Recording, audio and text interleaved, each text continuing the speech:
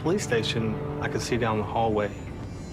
They're all jumping up, high-fiving each other, lighting the cigars, celebrating that they had arrested Darlie. And I just told them, I said, you guys, y'all got the wrong person. You guys are making a big mistake.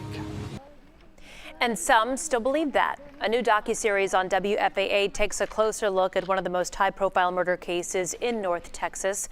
Darlie Routier was convicted of killing one son and by implication her other young boy as well. She's been on death row since 1997, but the last offense is casting doubt on the case. I'm joined now by Toby Shook, lead prosecutor in the Routier trial. He was interviewed for the docuseries. Thank you for being here this morning. Thank you for having me. So you knew about this docuseries. Clearly you were interviewed for it. You have been adamant, though, since the conviction from the beginning that the evidence is very strong in this case. So why do you think, though, that it continues to be such a point of interest for the public? Well, one is the nature of the case. You had a mother who has murdered her children in a brutal manner in a upper middle class neighborhood in Dallas. That just doesn't happen every day. So that caught not only local attention but national attention when it first happened. And just the nature of that publicity has spurred that on, and then through the years we've had many shows like this talk about these issues, so it stayed in the public eye.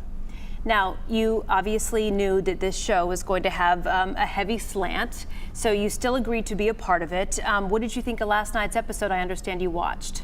Yes, I did. Wasn't surprised, because from the first conversation I had with the people doing the documentary, is obviously they had their minds made up and where their story was going to be, but we thought it was important to at least address some of the issues. It's frustrating because you don't have control over what they put. And it's obviously what they present is nothing that actually occurred in the trial or the way it happened, all the issues addressed in trial. But it's kind of what we expected, but it is frustrating. We did a poll earlier, about 76% of people do think she's guilty. Our viewers who were voting in that poll, with a small percentage believing she's innocent. Has there ever been a moment that gave you pause to think perhaps she is innocent? No.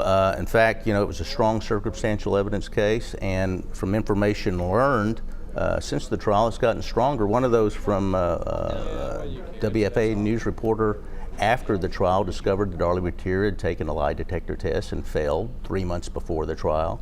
Robert Riggs was able to find those documents, which confirmed what we already knew.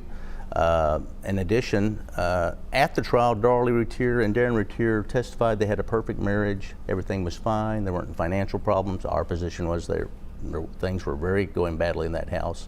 Bad finances. After the guilt, 4 or 5 years later, they switched their position. Darren Routier gave an affidavit that Darlie asked for a divorce the night of the killings or before the killings. They were in deep financial problems. And the question I came when I heard that was, well, then why did they lie to the jury on the stand about those issues? And if you're going to lie about major issues like that, you're going to lie about other things. All right, thank you for coming in. We appreciate it. Toby Shook, lead prosecutor on the Darlie Routier case. There is another half a dozen episodes in this docuseries as people continue to watch. Thank you.